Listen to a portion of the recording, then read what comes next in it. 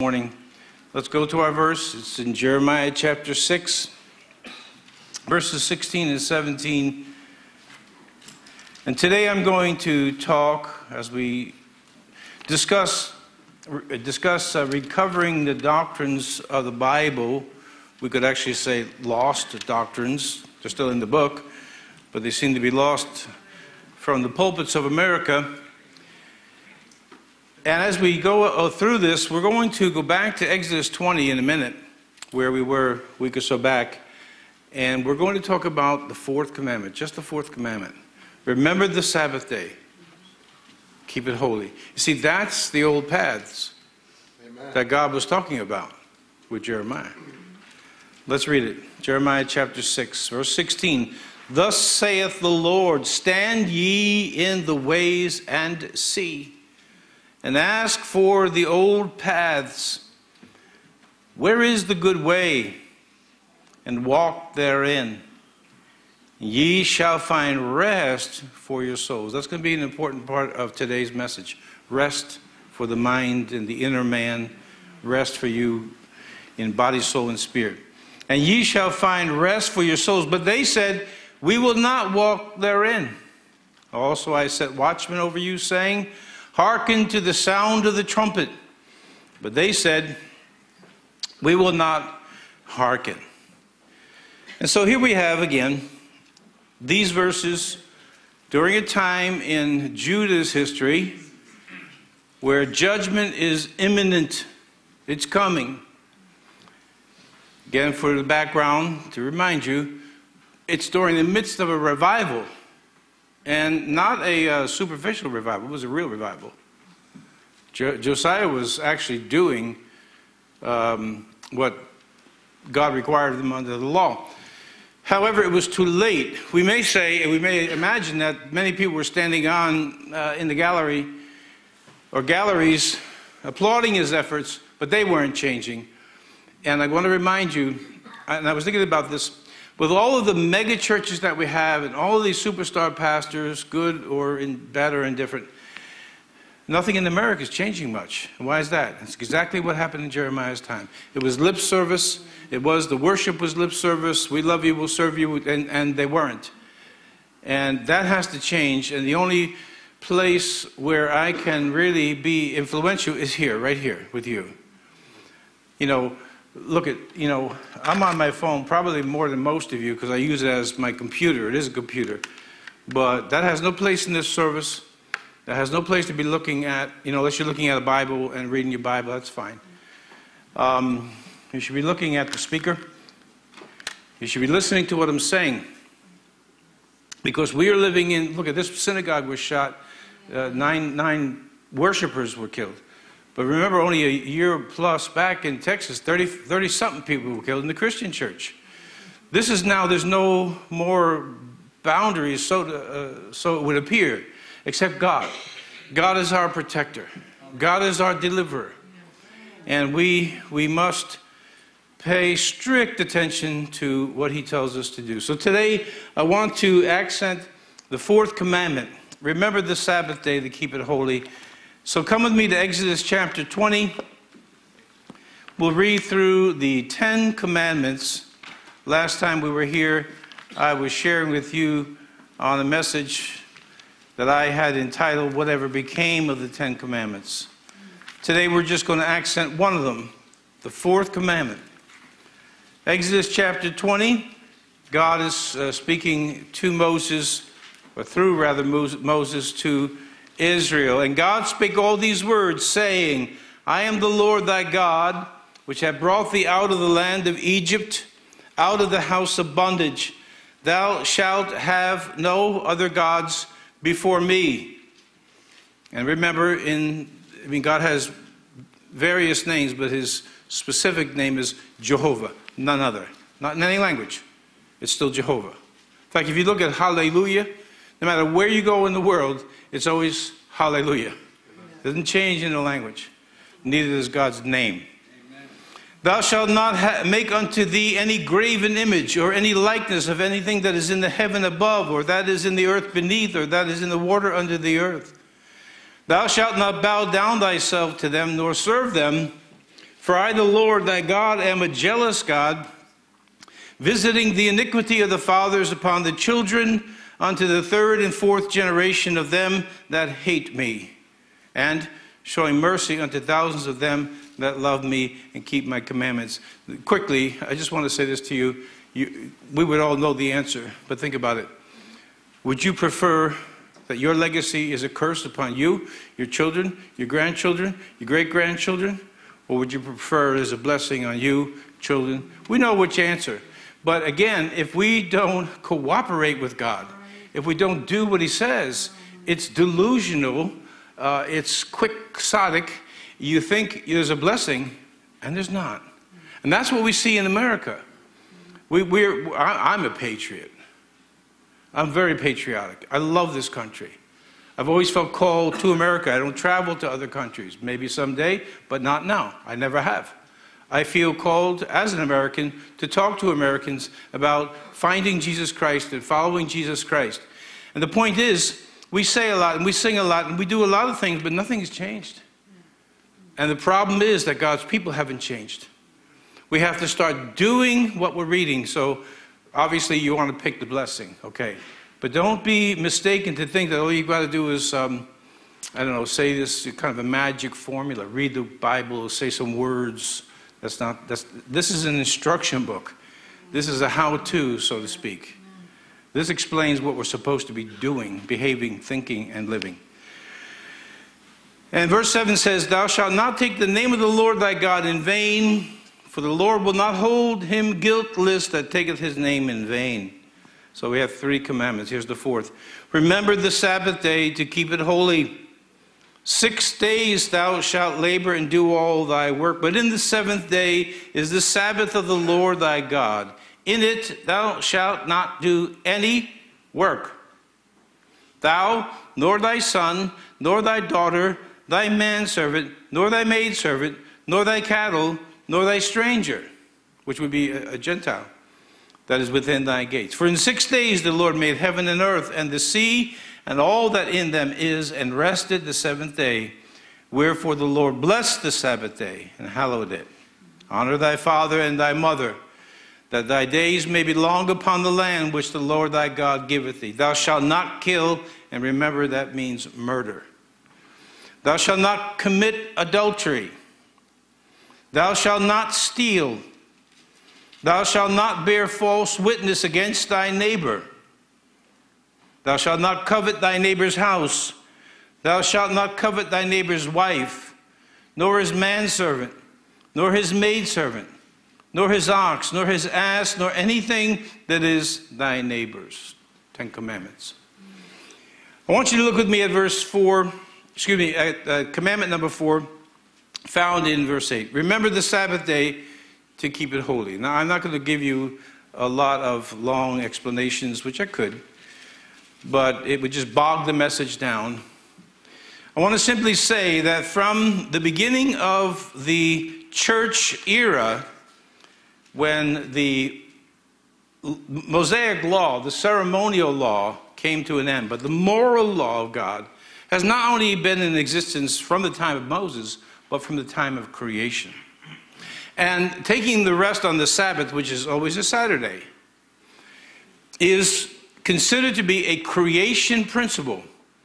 Again, not to bog the message down with a lot of quotations and proofs, to make it simple, nations across the world, not just Jews, Christians, have, I'm not saying they still do, but from the beginning, they had a day of rest, knowing it was a creation principle. In other words, it was put into man to know that in God, God created the heavens and the earth in 6 days. In 7th, he took a rest, but he didn't need a rest. That's obvious. God doesn't get tired.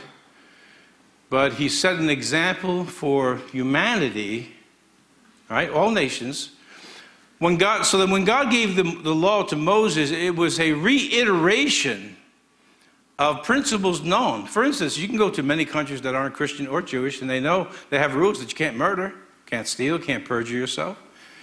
In Galatians 5, it tells us that the fruit of the Spirit, which lines up with the 10 Commandments, Against such there is no law. Nobody's going to say, hey, you can't be happy, you can't have joy.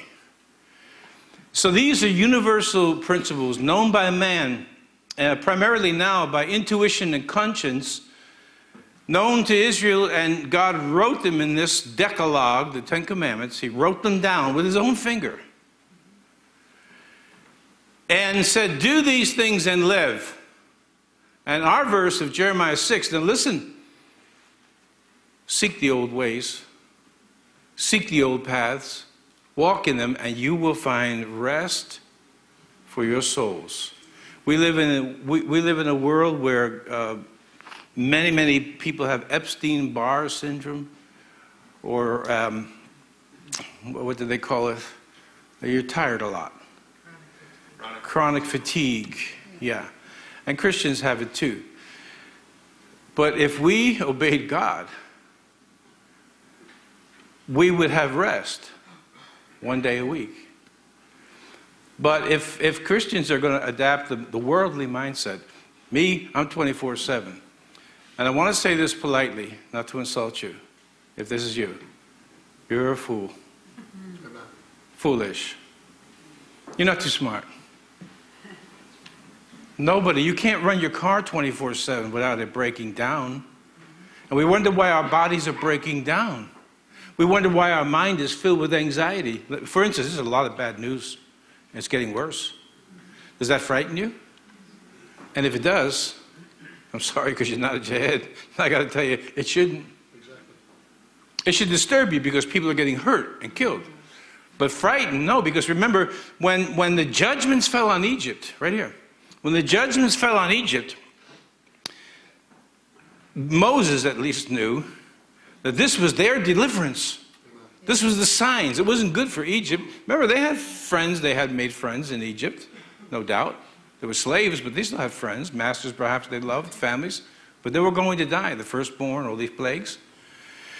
But they had to be reminded about the Passover, that God was coming through. The angel of death would kill all the non-believers in Jehovah, but they themselves would be delivered. And that's what, for those who are truly born of the Spirit, that's what we have to look at.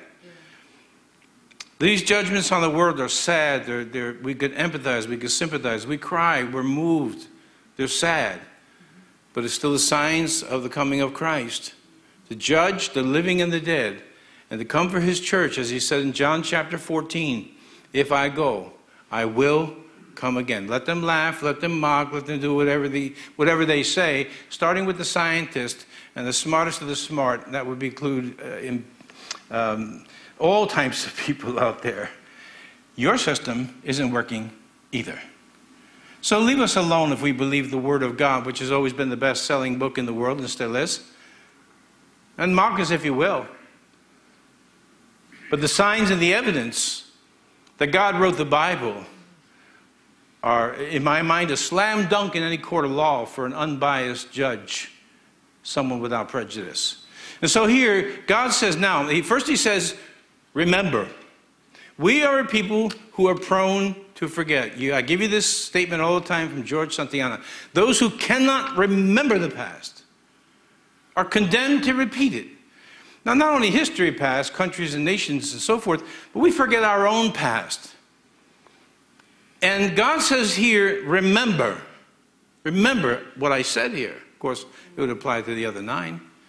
Remember. And then he says, the Sabbath day, which, again, without a long explanation, which I never finished the thought before, turned to Sunday, when Jesus rose from the dead. Because we see in Acts 20, chapter 20, verse 7, on the first day of the week, that's Sunday. In 1 Corinthians, it also says, and when you come together on the first day, and we have verses like that. So some make an argument that the Sabbath is still the Sabbath. We have Seventh-day Adventists, we have Seventh-day Baptists, we have Seventh-day people who keep a Saturday Sabbath. But the early church, you read some of the early church fathers, they met on the first day. That was Sunday. Why? Because Jesus rose from the dead. It's a new covenant. For me, sometimes theology is not all that complicated. Anyway, Just translate in your mind Sabbath to Sunday, the Lord's Day, which we've typically called the Lord's Day. And he says, remember it. Remember it. And keep it. Keep it doesn't mean, intellectually keep it. It means keep a whole 24-hour period. A solemn day. A holy day. Now we have holidays, most of which is quite fascinating, cause us anxiety and depression. How many people do you hear, Christian or not, complaining about the shopping list, complaining about they don't know what to do, complaining about the lines in the store? I personally don't blame people for that, but I don't like shopping, period. And that's me. But so then, the holidays come around and they're complaining about cooking. And when you really think about it, especially as Americans, what a shame that is. What a shame. God has blessed us with so much. Yeah. But in any case, on Sunday, no work is to be done. I was going to say was to be done. No work is to be done. Oh, Pastor, you say, well, my boss makes me work. Well, there is some options. Number one, go to the God who made the boss and ask for one of two things, a better job, or many employers are very sensitive to religious beliefs. Many, not all, but many. I did it when I worked in secular work, and it was honored by my bosses. I told them I was a Christian. I was the worship leader. I was the youth leader too. And they respected it. They didn't cause me to work. Now, they could have forced me to work. I could have quit. Well, I would have quit. But I didn't tell them that. But just I said respectful appeal. You don't march in the office and say, you know who I am? I'm a Christian. That's not going to work. But if you go and explain that, that you keep the Lord's Day, and you are to keep it, a holy day. All right, so we established that what was the moral law. We know we can't murder as Christians. We don't say, oh, it doesn't matter who you kill because we're not under the law. I mean, I've never heard anybody make that argument. Never. They make an argument on certain other things with the commandments. Don't put me under the law. The moral law is a perpetual law. It has never gone away. Christians can't murder. Christians are not supposed to lie, perjure themselves. Christians are not supposed to covet. That's all in the New Testament. We don't take God's name in vain. Jesus Christ to us is a name of adoration, of worship. We don't curse. We don't use that word if we bang our finger, unless it is in prayer. I mean, I know somebody who did really bang their fingers very badly and used Jesus' name, but he was a true Christian. He was calling on Jesus. And so we don't do these things. But why is it that when it came to this commandment here, there was so much, and this is coming from, theologians, it's coming from pastors, it's coming from students of the Bible, that, well, don't put me under the law, I'm not under bondage, because some believe that, since we are resting in Christ, it's 7 days a week. Granted. Granted. But tell me this, how are Christians going to come together and worship and pray if there's not a day set and a time set? What are we all just supposed to be out there on our own just saying, hey, it doesn't make sense. It's kind of like when I grew up in the 60s, that kind of hippie stuff. Amen. Amen, nothing. Jesus rose on the first day, and those who belonged to Christ were there when the church met. End of story. And the Sabbath day became, for the Christian church from the beginning, and it's right in the New Testament, on the first day of the week. Talking about offerings, set aside your offerings. On Exodus 20, verse 7, on the first day of the week. We see it in the scriptures. And you have to remember to keep this day a holy day. I want to say holidays. It is a holy day, a holiday. But we don't act too holy sometimes. Matter of fact, sometimes we act just the opposite of what pleases God, and we do things that displease God in our attitude. But a holy day is a special time, and we've talked about holiness, that we are to be holy people. And these are things that we must return to. I'll tell you this much, and this is a given to me.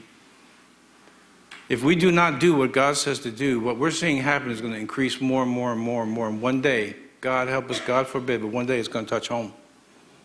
It's going to be this congregation, or it's going to be your family. And then what happens? Then all of a sudden we have to become very sympathetic and all that, which, okay, that's part of that. But we could prevent it. Remember, an ounce of prevention is worth a pound of cure? We don't want a pound of cure. Let's do what God said to do now. So we have his angels, and we have his protection, and we have his blessing, and his blessing on our children, his blessing on our grandchildren. That's what we want, but we have to do what God said to do. If you read my email from last night, let's see how we Americans spend our time. And some of you didn't read the email, so let me read it to you. The average movie is 130 minutes. So 2 hours, 10 minutes average. Some go 3.5, some a little less. But the average is 130. So we'll say 2 hours. Average NFL game, 3 hours. Average Major League Baseball, 2 hours, 52 minutes. And I know people, well, at least I know one, who stayed up until past 2:45 in the morning the other night when that game went 18 innings.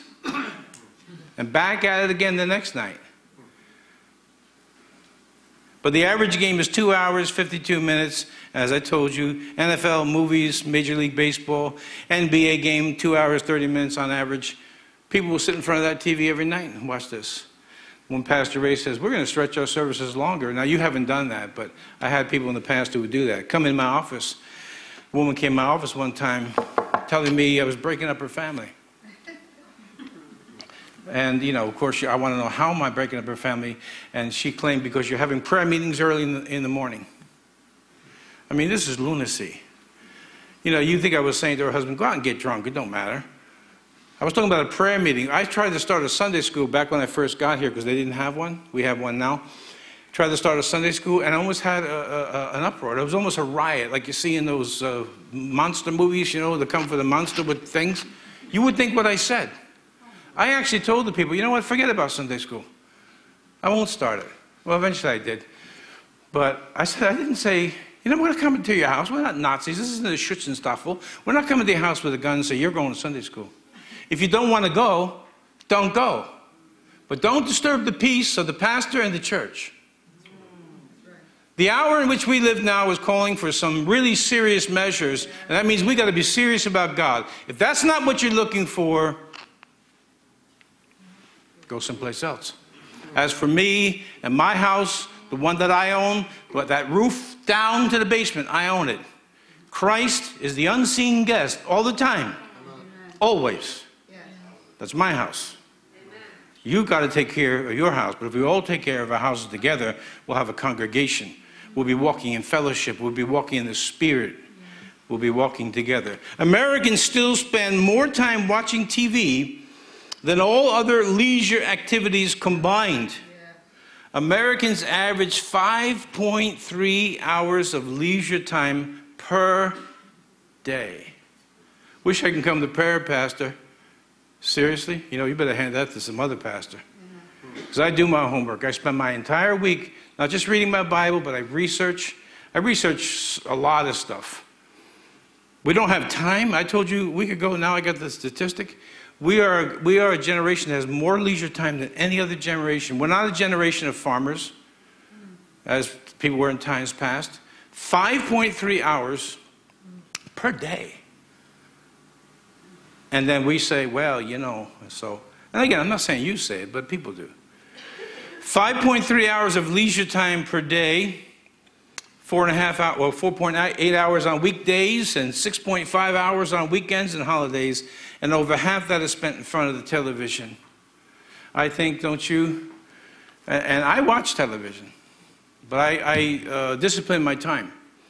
It goes on at a certain time, and no matter what I'm watching, because most of it I DVR stuff, something that I know I can watch without offense, and I make myself shut it off at a certain time to go to sleep, to get my rest. That's how I do it. And you know what? I suggest that's how you do it. Set a time when you're going to watch, know how much it is, and shut it off at a certain time. And now, start to think about how much time are you giving to God? How much time are you giving to the reading of the Bible, to the prayer life, to giving God everything you have, all the heart, soul, mind, and strength? Consider that. When it comes to the Lord's Day, I've given this to you before, but it needs to be repeated, I think, in this message. It becomes apropos. Imagine this.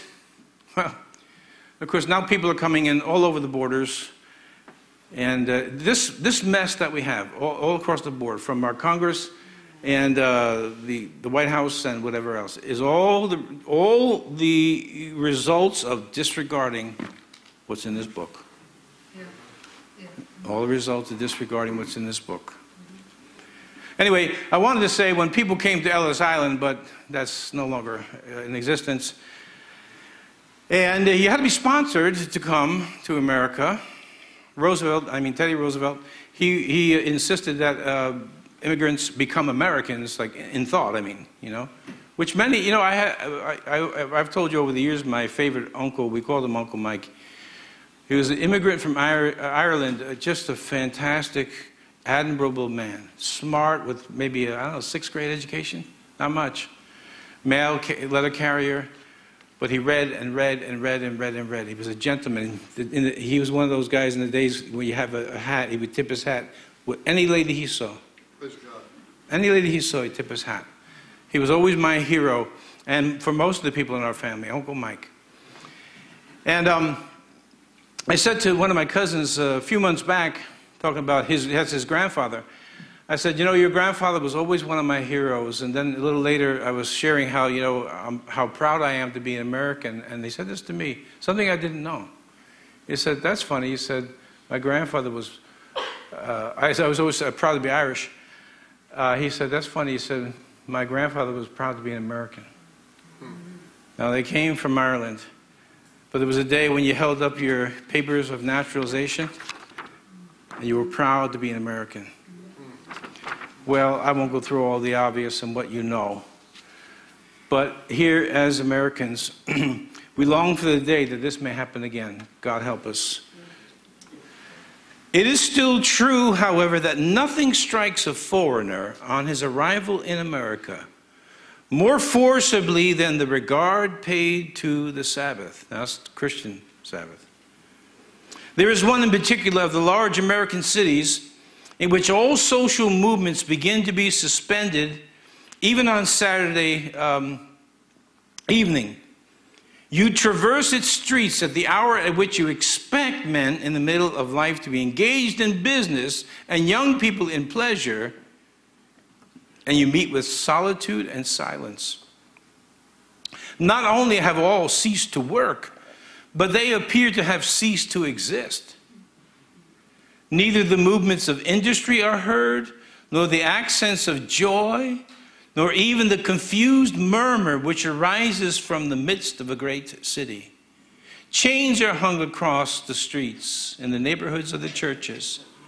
The half-closed shutters of the houses scarcely admit a ray of sun into the dwellings of the citizens. Now and then you perceive a solitary individual who glides silently along the deserted streets and lanes. Next day at early dawn, the rolling of carriages, the noise of hammers, the cries of the population begin to make themselves heard again. The city is awake. This was written in the beginning part of the 1800s. By Alexis de Tocqueville, when he came here and came to study our prison system, wound up writing a book on democracy in America. And this was one of his observations. Let me read this first sentence again. It is still true, however, that nothing strikes a foreigner. Nothing. What strikes a foreigner now when they come here? Who knows? I haven't asked anybody lately. Who knows? I don't know. What strikes a foreigner most?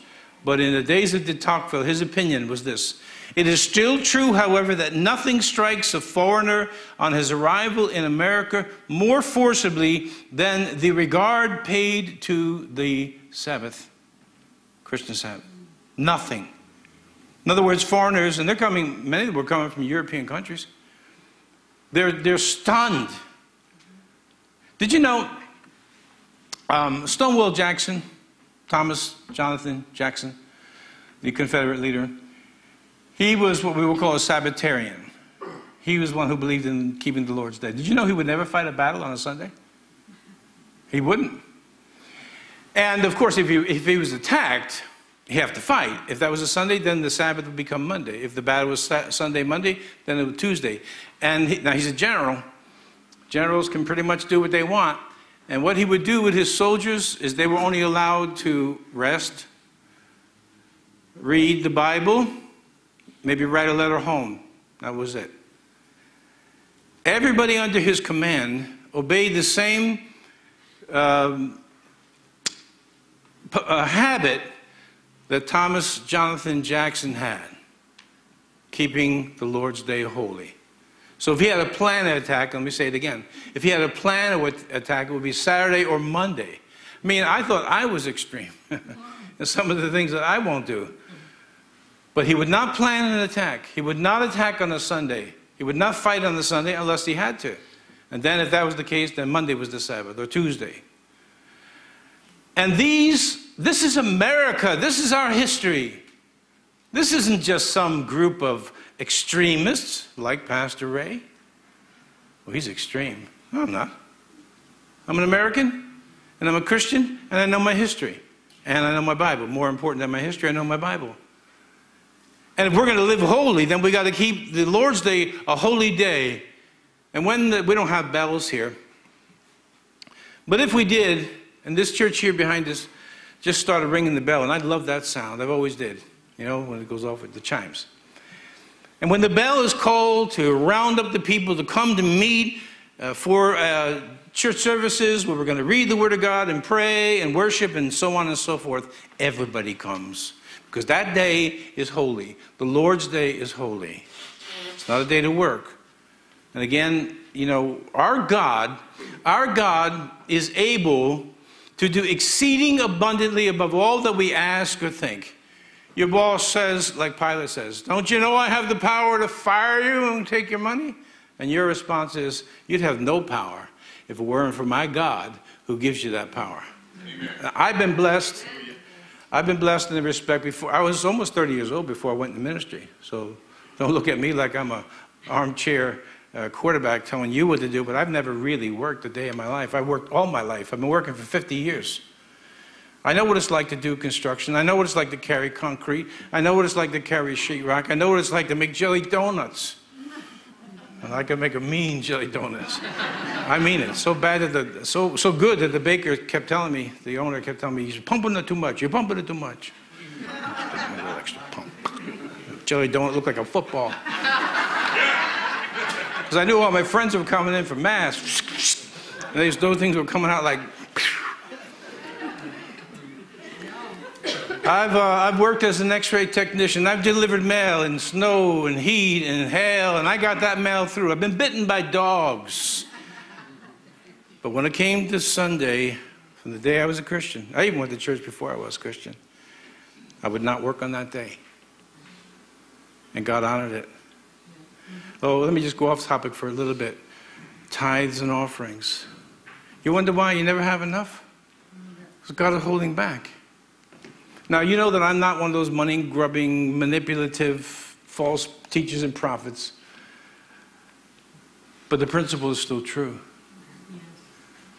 And so you take whatever you make from the year and take 10% off that. That's a tithe. That's what you give. Now, if you make $1 million, that's $100,000. You can say, ooh, that's a lot of money. Let me tell you something about rich people. They're cheap. And that's why they're rich. But they're unhappy. When I used to speak at churches, I've spoken at churches that are small churches in Harlem and places like that. They had the best offerings. You know why? Because the poorer people were more generous. The rich people thought they were doing you a service by, giving you throw you a bone. But your tithes and your offerings, you give them to God, and watch what happens. I swear, I am swearing that the money in my wallet must be procreating somehow. They're making love in there. One day, my wife put her glasses next to my glasses. I said, imagine if we got up and there was contacts there. But I swear, I don't know how those dollars stretch. They just do. Oh yeah, be careful. Don't put a male and female glass together. You'll have contacts all over the place. You see, because God does exceeding abundantly above all that we say or think, but he says, trust me. And we say, well, I wish I could. Give me the money and I'll trust you. He says, no deal. That's not trusting him. You want the evidence, you want the result first, and then, no, it don't work that way. You trust God. You walk out. You step out. Somebody prayed it today. We've seen God in this church no matter how many times we had a need, and sometimes it was right down to the last second. I mean, literally down to the last offering when we had our mortgage. And God not only met the mortgage, right on the, he went another couple thousand above it. Because that's God. And who was he testing? You? Mm-mm. He was testing me. Because I would have to be the one to tell you, we've been shut down. But God has never let me down. God has never let me down, and he will never let you down. Tithes, offering, talents. You got a talent. What are you doing with it? I keep asking you this. You're going to give an account. God is going to say to you, what did you do with the talent I gave you? You say you have a nice voice. Why aren't you singing with us? If you can play the drums better than I can, that's good. But you won't be playing my set. So take up another instrument. But you get the point, right? What are you doing with it? Oh, I'm a drummer. Big deal. Do something with it. For God, I mean. And whatever else is the talent. Use it. We got to build the kingdom. This is the time. This is the reason it's vacuous out there, and the vacuum was being filled with all the wrong people. Once churches like this one and others start getting really strong in the Lord by doing what it says, then we're going to be a formidable force. When we pray, the heavens will come down, and our prayers will bring down the strongholds. We're not going to vote in righteousness. You're not going to vote in righteousness from the White House to the Congress to the Supreme Court. We're going to pray it in. And God will send his people, you know, his appointed people, when his own people are obeying him in precept and principle in the Lord. You should read de Tocqueville, at least the portions that are germane to the subject of the Sabbath, but there's others in there too. Politics. De Tocqueville observed that Americans, now listen to this one, de Tocqueville observed that it was impossible to get Americans to separate Christianity from their politics. Does that sound like the world you live in now? Right now, I'm under the restriction of the Johnson Amendment. I'm not supposed to speak politics from the pulpit.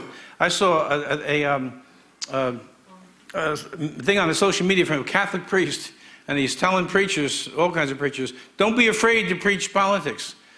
You know, it's come time that we're not going to obey unrighteous laws. We're skating on thin ice right here. We're supposed to obey our authorities. But who knows what the future holds? But I'll tell you this one thing. We must obey God. Let me tell you about Christ the healer. Christ who I had to solicit prayers. I couldn't make the funeral. I do not like not performing my duty, and especially in this case, I wanted to be there. I made that very clear. But I was in so much distress, I couldn't do anything but lay flat on my back. But we still go to God. I don't care if my head falls off. God will reattach it. Just pray it goes on straight. We'll be walking backwards the rest of my life. Because with God, nothing is impossible. Nothing is impossible. But we have to remember his laws, and specifically, to get back on point, we have to remember the Sabbath day to keep it holy. It is obligatory. James tells us if we break one law, and it's referring to the moral law, you break them all. So if I was to ask you, do you ever murder anybody? And you say, no, not much. You know there's no statutes or limitations on murder, right? Or do you lie? Well, not all the time. So you tell me that you do lie. You tell me that you do murder. You take God's name in vain? Well, not a lot. That means you do. And the death penalty was attached to every single one of these laws. Now, I won't extrapolate and tell you why, but I'll just give you briefly. See, once one starts breaking it, it encourages somebody else. And in war, if you go through Deuteronomy, in war, Joshua, let's say, would have to go before the armies and say, how many of you are afraid? And so-and-so and so-and-so put up their hands, go home. Now what was behind that? And they all go home sulk and say, yeah, well, I could get shot.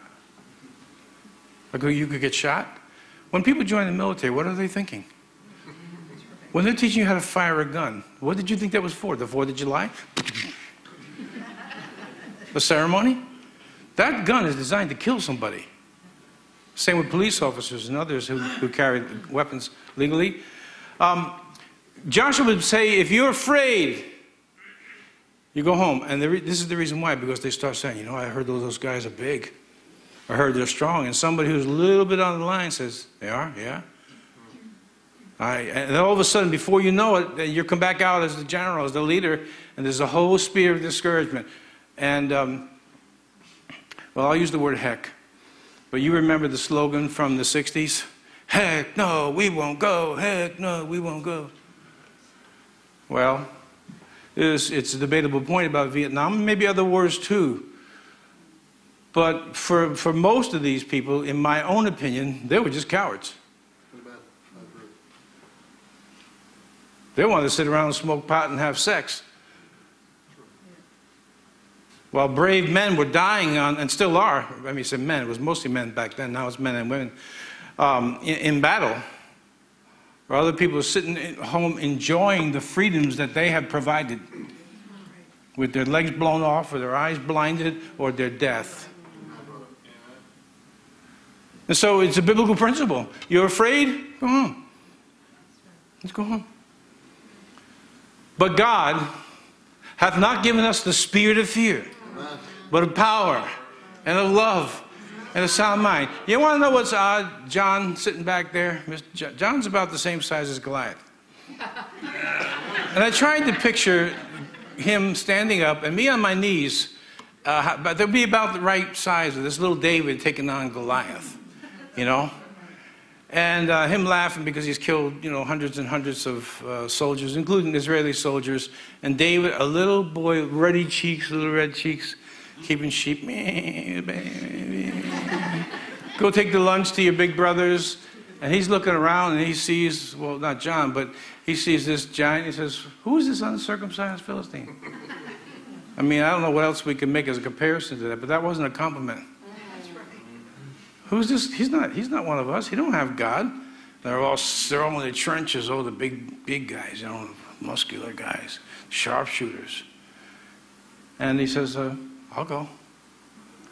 So Saul, who wasn't much of a leader either, he says, here, take my armor. Now you picture this kid with a big helmet, and he would look like Don Quixote, if you ever seen him, you know, with the broken cardboard thing. And he says, look, I haven't tested this. Let me do it my way. And he takes those stones, 5 stones. And here's Goliath. So picture him about as high as the ceiling, because he was 9 feet tall. And he's laughing, and he has a voice like John's.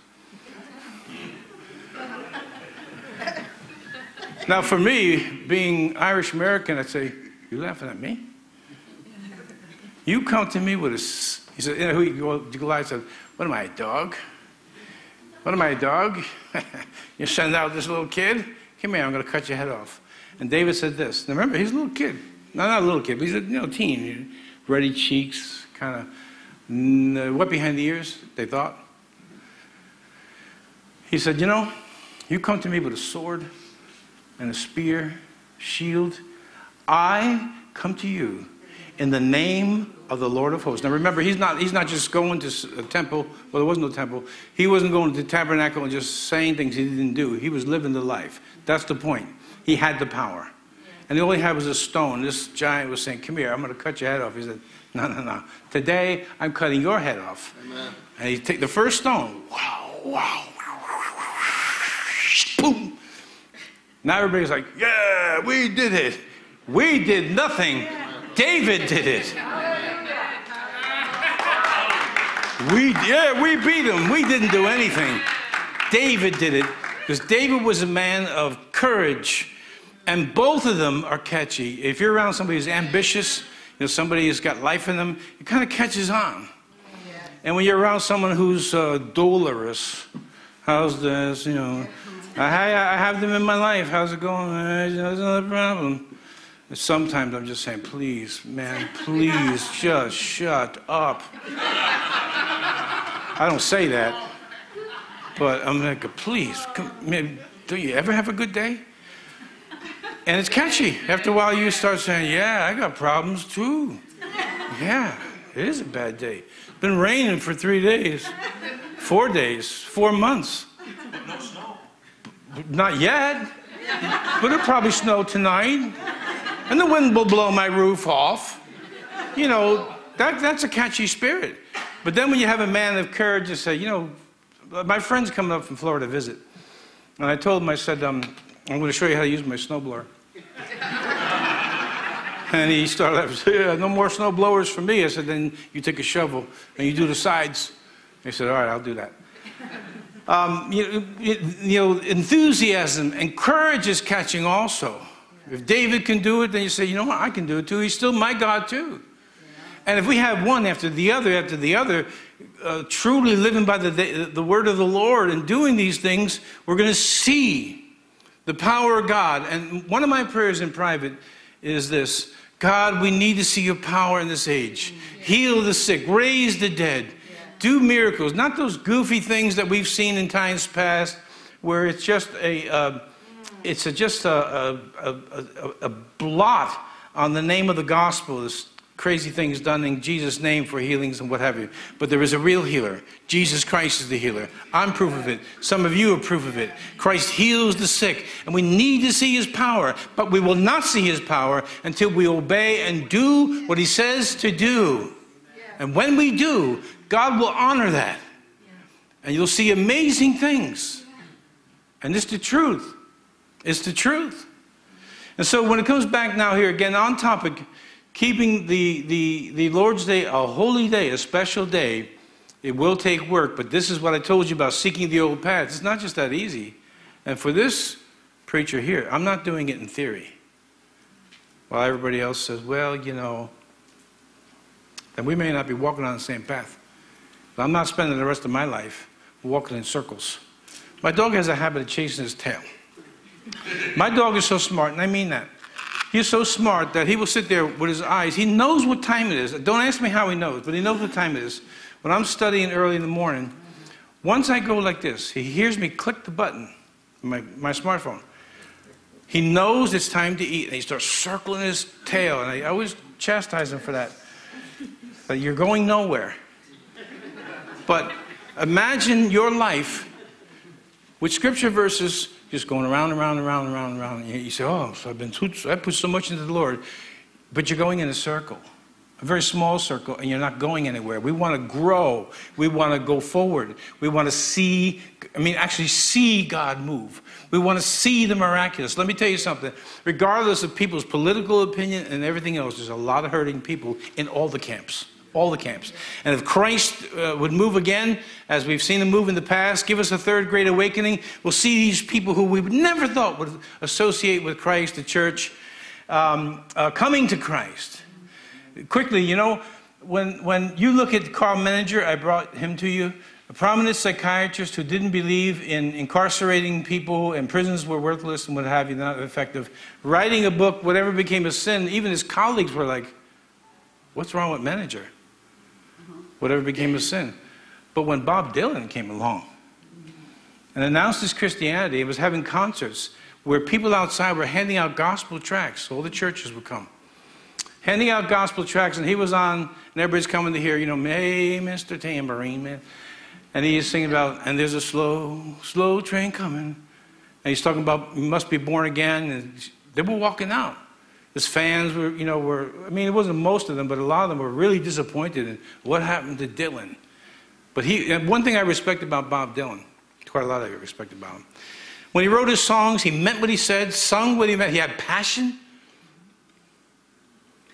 When he sang better than most preachers preach. He talked about sin on the album Saved. He talked about hell. He's a better preacher than preachers, at least in that era he was. That's what we need. We need an intrepid individual. Look at Carl Menninger, the psychiatrist. and we'll just stay with it too, Bob Dylan. They had a lot to lose. But in Dylan's case in particular, he just didn't care. That's why he's Bob Dylan. I do respect him as a musician. I really do. He's like, this is my song. You like it? You don't like it? I'm going to sing it anyway. A lot of people play to the crowd, you know, they make the music so.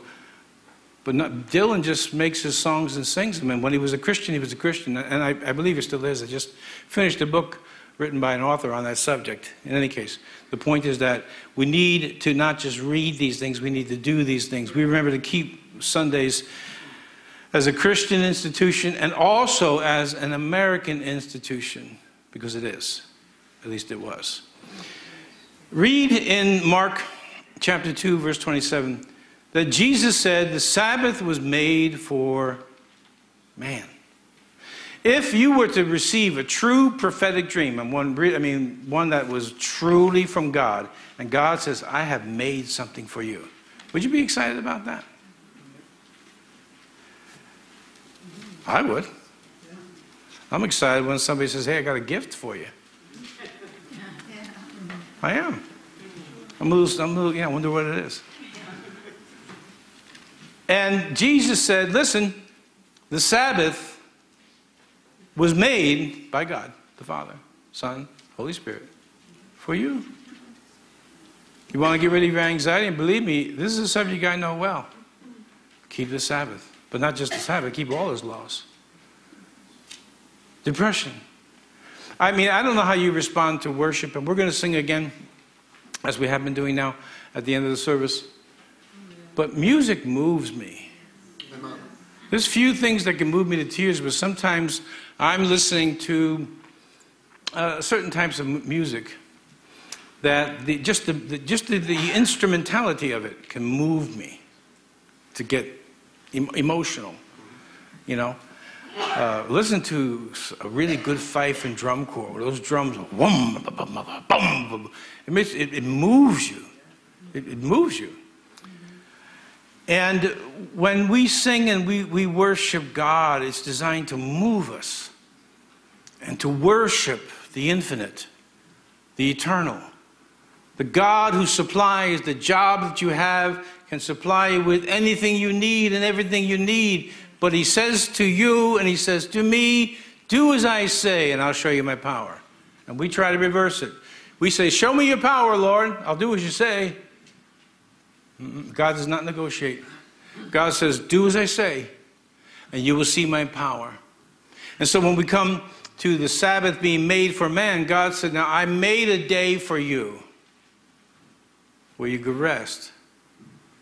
I don't see anything wrong with watching sports after you finish with church. Or, it's nice to have the family around, Well, sometimes it's nice to have the family around. And lounging on the couch, and this is what we do. And it's old-fashioned, but it's good. It's good. Because God made that day. I wonder why families are breaking up and marriages are breaking up, because we're not following God's laws. We're not following God's laws. Remember the Sabbath day and keep it holy. Because God, he says here, Jesus said it in Matthew 2:27, he made it for you. Many of our physical ailments, I'm not saying all, will actually disappear because they're coming from stress. We are all getting very stressed. I know I am. And I'm saying sometimes to myself, I talk to myself in the first person, and I call myself by my first name. I don't ever say, Pastor Ray. I say, Ray, get a grip. Just sit down, take a few deep breaths. And I actually do. Because I'm so stressed with so much coming at me all the time. When it comes to Sunday, when I say I'm looking forward to seeing you, that's not like, I hope they all come and give me money and tell me I'm great. I'm really looking forward to seeing you. I always miss the person who's not here. And because it's what did he say? I was glad when they said unto me. Now, you kids may not be glad. They're going to go like this. They're going to do one of those. Yeah, I don't want to go. And we were like that as kids. But we had, when I was growing up as a Roman Catholic, the Catholic Church had these special guardians who were all dressed in black, where you could only see their eyes, nose, and the mouth. Yeah. And believe me, for 1 hour in Mass, nobody moved. Now everybody's over here, well, he's ADD, he's this and that. And maybe he is, I don't know, I'm not a doctor. But I am telling you, the nuns had a way of curing it. I remember William, I can't mention his name. I remember Bill, and he was getting disciplined, and they were going, she said, Sister Patrick said she's taking him down to the principal's office. He was holding on to his desk. He was holding on, and I swear, it reminded me of someone getting thrown into the bowels of hell. No! No! You could hear him all the way down the hallway. Brother Bazillion, I remember him. He was the Irish Christian. After I got done with the nuns, the Irish Christian brothers were my teachers, and he had a, you know how it whistles in the air, the long pointer stick? That's how I learned algebra. Whack me off the top of my neck. And, you know, I mean, again, it was excessive at times, okay, but I'm telling you, this is my opinion. You could disagree. That was a better day. Amen. You can say to Brother Bazillion, you want to take me on? Because all of a sudden, you'd be like Beetle Bailey. I'm not saying, I'm not advocating everything that was done was right, but now it's just beyond description. I've got to find a place, if I go to Princeton or someplace, I got to find a place where I can get in touch with my femininity. Have you ever seen me in a bathing suit? Can you imagine me getting in touch with my femininity? I'm like Esau. I'm covered in hair. How in the world? I don't know that I don't think I have a feminine side.